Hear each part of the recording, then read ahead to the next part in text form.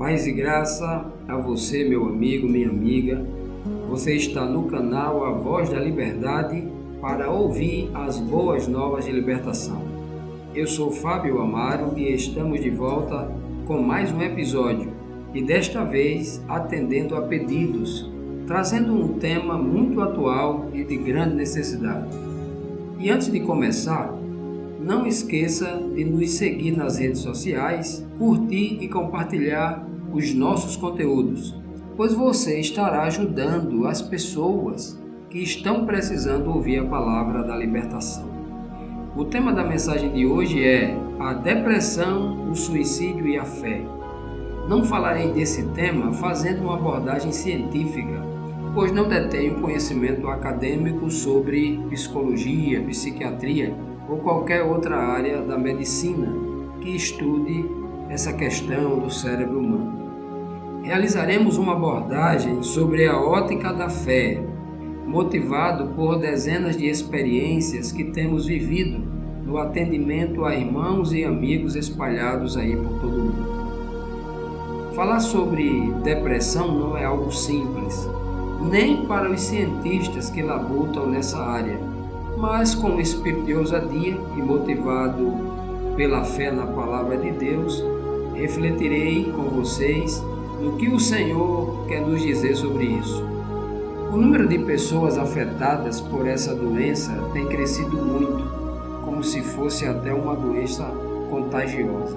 Ela não respeita classe social, etnia, cultura ou religião. Ela pode atingir qualquer um em nosso planeta. A OMS, a Organização Mundial da Saúde, prevê que a depressão será a doença mais comum do mundo até 2030. Que previsão tenebrosa, não é mesmo? Quando li essa informação, fui tentado pelo meu senso crítico a achar que a OMS estava se comportando como a imprensa marrom, com aquelas notícias sensacionalistas. Não é fácil para nós, homens e mulheres pensantes ou cristãos espirituais, que ama utilizar da razão que Deus nos deu, ouvir essa notícia de que essa doença deva ser aceita como a doença mais comum da década de 20 do século 21. Também cheguei a pensar, isso até parece uma daquelas mensagens subliminares para ir preparando gradualmente a mente das pessoas para a aceitação desse estado de coisas, pelo conformismo induzido, literalmente falando.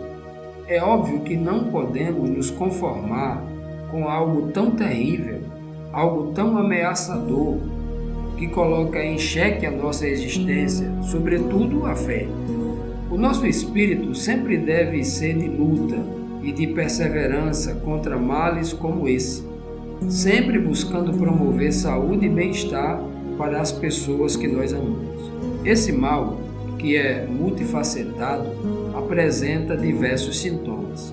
Portanto, não é fácil identificar a raiz do problema.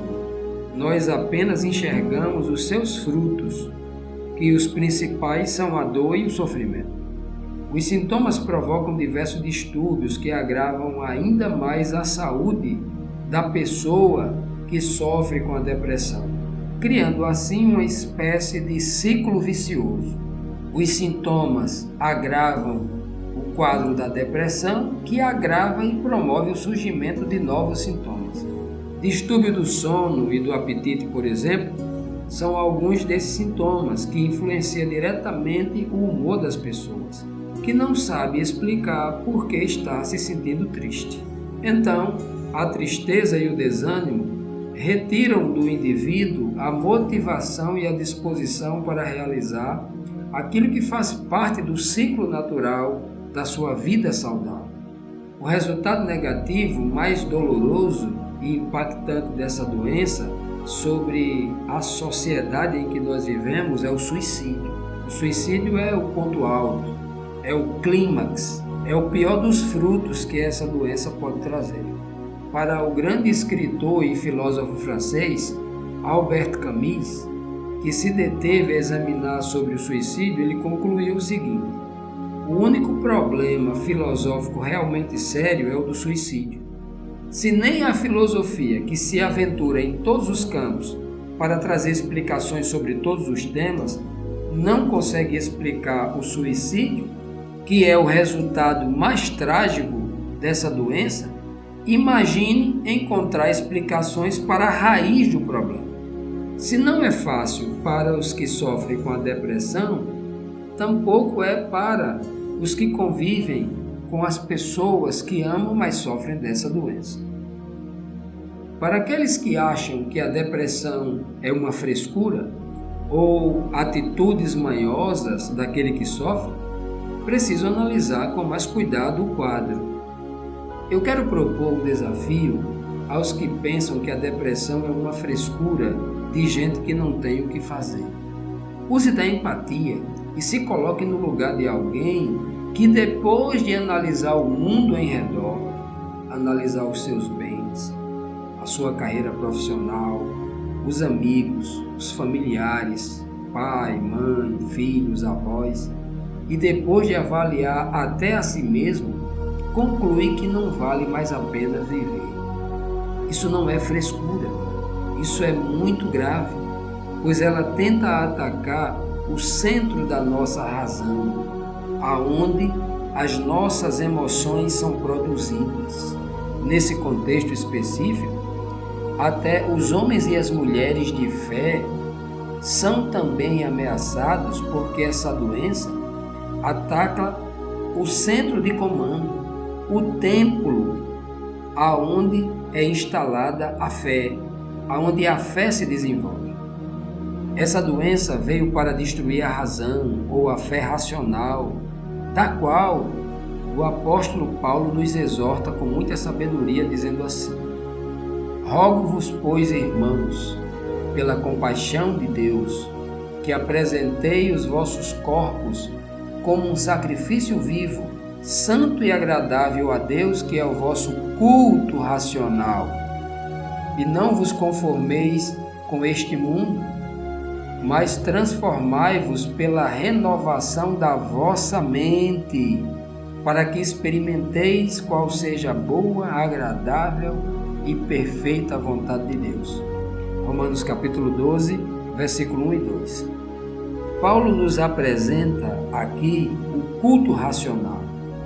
O culto racional e o nosso senso crítico são verdadeiros remédios para que a nossa mente seja renovada a uma vida saudável, experimentando quão boa, agradável e perfeita é a vontade de Deus para cada um de nós. Todavia, se a mente é afetada por uma doença que age tentando bloquear esses bons sentimentos e impede as pessoas de crescerem na graça e no conhecimento da fé, logo, a ameaça ela é muito maior. O que para você representa a maior ameaça ao ser humano? Um câncer muito agressivo que vai matar em poucos dias, ou uma doença que tenta anular a ação do Espírito de Deus na mente racional de uma pessoa de fé? Obviamente que é a segunda, pois a primeira, o câncer, só mata para essa vida, na qual todos nós iremos experimentar um dia, porque cada um de nós iremos morrer. Mas a segunda é terrível, porque ela tenta destruir o homem eternamente. Todavia, se tivermos a nossa mente bloqueada por consequência dessa doença, impedindo as ações do Espírito de Deus em nós, poderemos não apenas perder a vida que nós vivemos agora, mas a vida eterna. Então a segunda doença é muito mais terrível que a primeira. Você consegue perceber a gravidade dessa ameaça global? Não estamos querendo dizer aqui que as pessoas que sofrem de depressão estão perdidas, ou que não conseguem ouvir a voz espiritual de Deus em seus corações, porque não conseguem entender as coisas. Nada disso. Não é isso que nós estamos tentando dizer aqui. Há muitas pessoas que lutam contra a depressão com o poder do Espírito de Deus nelas. São pessoas consagradas, pessoas dedicadas e com muita luz e discernimento dos altos céus. O que estamos tentando compreender aqui é onde essa doença pode nos levar se vencer a luta contra a razão espiritual nos nossos queridos. Estamos analisando o fim da linha e não o meio, e não durante a batalha. Agora, gostaria de trazer à tona, relembrando alguns cenários que muito contribuíram para o crescimento avassalador da depressão e do suicídio em todo o planeta. Primeiro cenário: o fenômeno globalização contribuiu para o crescimento da depressão?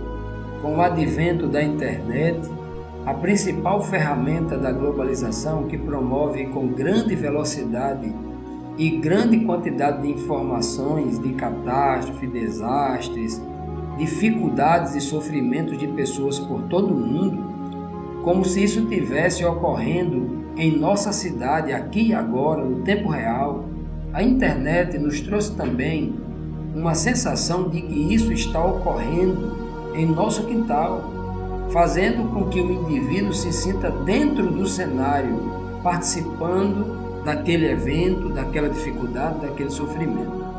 Isso pode, de alguma forma, causar medo e promover o surgimento da depressão? Pensemos nisso. Vamos então agora para o segundo cenário.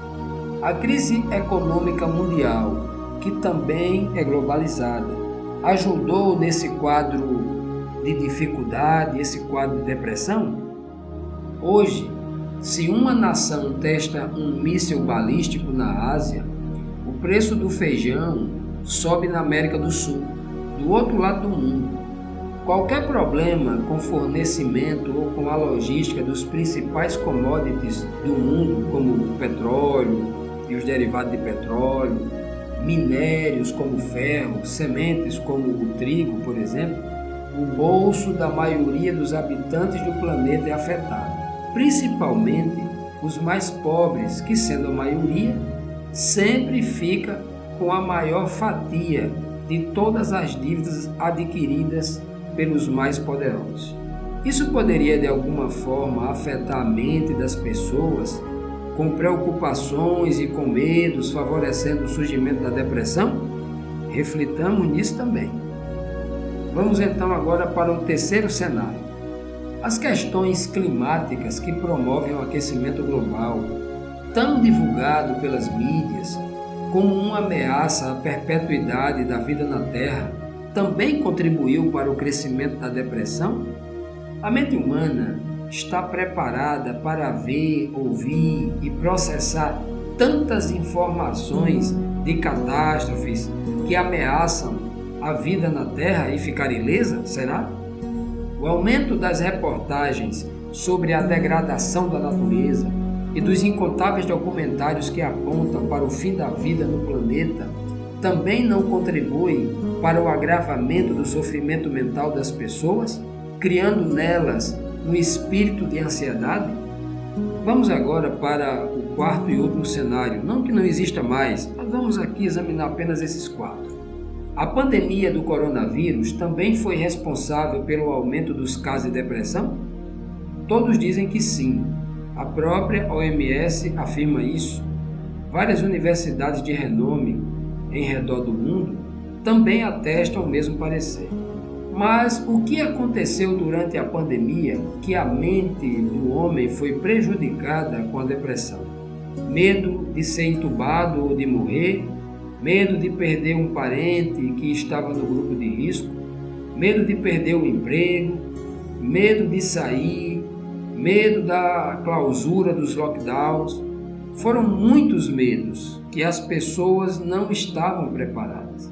O medo é um dos agravantes da depressão? Também é importante refletir sobre isso. Eu tenho certeza que você sabe a resposta. Agora, imaginemos tudo isso junto e misturado. Que tipo de alterações químicas poderiam causar em nossa frágil e desconhecida mente? Já ouvimos aqui muitos questionamentos e uma série de argumentos apresentando uma série de ameaças. Agora chegou o momento de buscarmos respostas e as soluções para isso tudo. A fonte de onde beberemos para matar a nossa sede por respostas verdadeiras é a palavra de Deus, que nunca erra. A primeira constatação, com apoio bíblico inclusive, a ser considerado por nós aqui, é que o mundo tem se afastado de Deus, e isso é indiscutível. Os seres humanos não têm buscado em primeiro lugar a Deus e nem se esforçado para andar em sua justiça, mas ao invés disso, têm buscado atender todos os seus desejos pessoais, o seu ego. Cada um deve fazer uma autoavaliação e verificar se Deus ocupa o primeiro lugar em sua vida. Quando não buscamos ao Senhor para aprender e praticar sua palavra, estamos rejeitando a prevenção e a cura contra todos os males da alma. Veja só o que Cristo ensinou sobre aqueles que não buscam a Deus. Cegou os seus olhos e endureceu os seus corações, para que não vejam com os olhos, nem entendam com o coração, nem se convertam e eu os cure. João capítulo 12, versículo 40. Aqui Jesus Cristo está falando do inimigo deste mundo, aquele que tenta cegar o entendimento das pessoas para não enxergar a fé, a palavra de Deus, como cura para suas almas. Para se manter saudável ou ser curado do espírito, entendendo e sabendo lidar com todas as informações que a mente processa diariamente, é preciso ouvir a palavra de Deus. É preciso entender a palavra de Deus. O apóstolo Tiago também nos revela outras possíveis falhas que provavelmente estamos cometendo contra Deus e contra o nosso próximo, e com isso impedindo que a principal das curas chegue à nossa mente.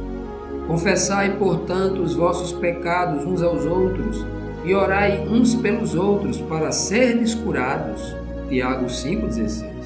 Pedir perdão é uma necessidade vital, assim como orar uns pelos outros, demonstrando assim que nos interessamos pelo bem-estar do nosso próximo. Esse exercício faz mais bem ao que ora do que aquele que é abençoado por Deus depois de as nossas orações serem atendidas. Esses hábitos saudáveis de examinar a Bíblia e de orar têm sumido da vida dos cristãos modernos, que estão sendo vencidos por teorias progressistas. Um terceiro e importante aspecto para prevenir ou recuperar a saúde física e mental são as boas relações pessoais. Por isso a palavra de Deus aconselha os homens a se congregarem e a promoverem a união uns com os outros. Na união de pessoas há uma força inexplicável. Por isso que Davi, no Salmo 133, verso 1, diz assim: como é bom e agradável quando os irmãos convivem em união. A palavra agradável aqui, nesse contexto específico, não só rima com a palavra saudável, mas promove saúde de fato e de verdade nas pessoas. Examinar a Bíblia, orar e se congregar, relacionando-se com as pessoas, é muito importante. É tão importante que no princípio de tudo, quando o homem ainda era perfeito, o Senhor disse: não é bom que o homem esteja só. Deus criou o homem para ele se relacionar. Ele foi feito desde o princípio como um ser sociável.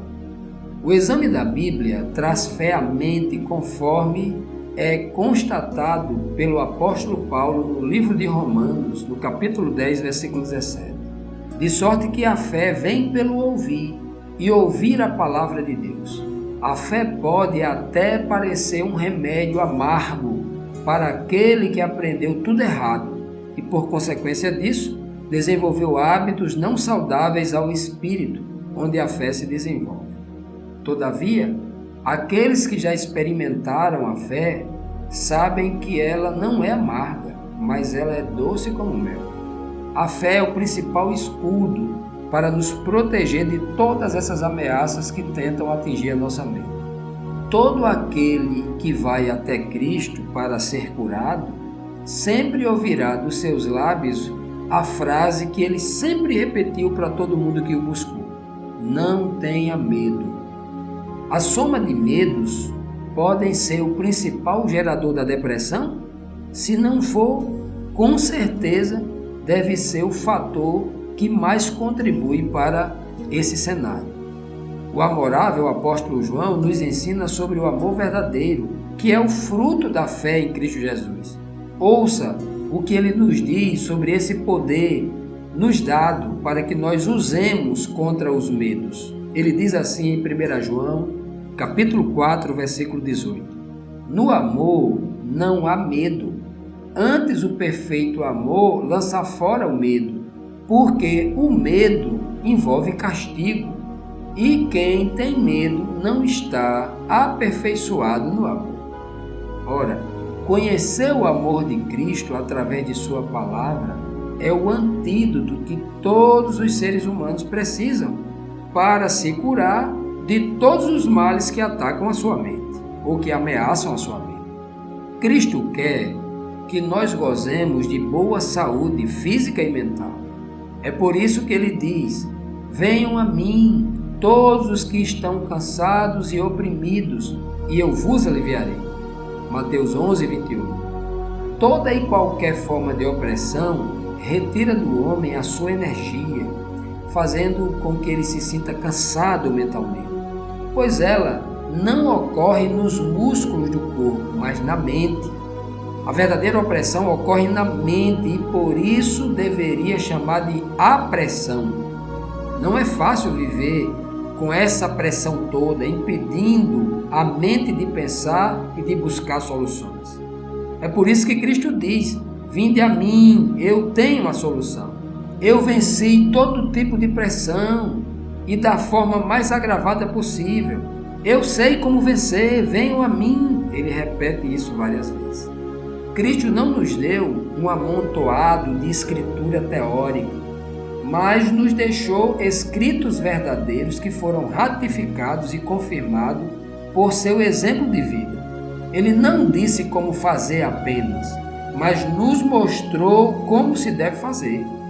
No livro de João, capítulo 13, versículo 15, ele diz: porque eu vos dei o exemplo, para que, como eu vos fiz, façais vós também.